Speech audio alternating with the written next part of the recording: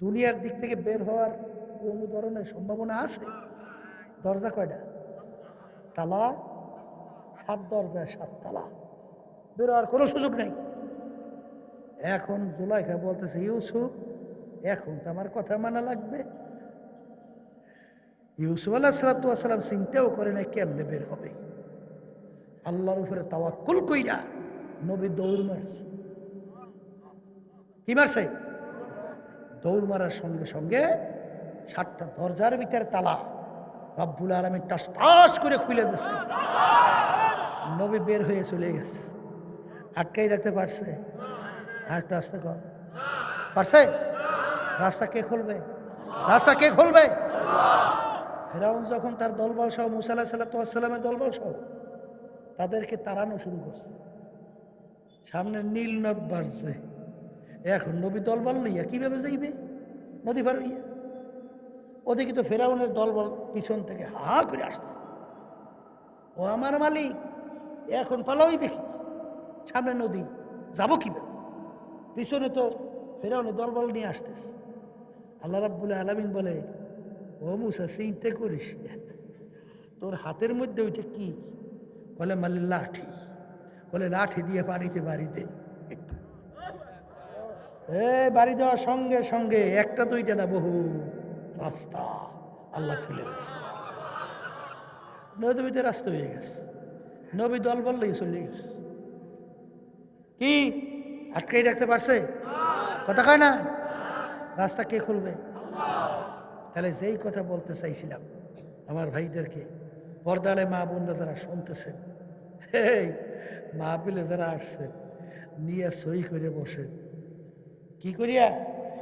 নিয়ে সই করে বসেন আর আল্লাহর কাছে মনে মনে দোয়া করতে থাকেন, হে আমার মালিক, হাদিসের ভিতরে আছে জফুল কালাম আপনার হাতে। জফুল কালাম কার হাতে? দিলের চাবিখানির মালিক কেনা? কে কে কে?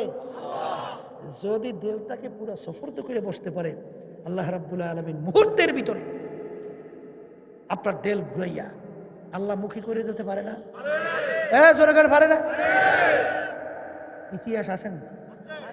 ওমর রাদিয়াল্লাহু তাআলা আনহু যখন কি ছিলেন কাফের দলে মুক্ত, কাফেরদের মিটিং হইতেছিল, আল্লাহ রাসূল সাল্লাল্লাহু আলাইহি ওয়াসাল্লাম তার মাথা মোবারক কে কাইটে নিয়ে আসতে পারবে? নাউযুবিল্লাহ। 100 লাল উট তাকে পুরস্কার দেওয়া হবে।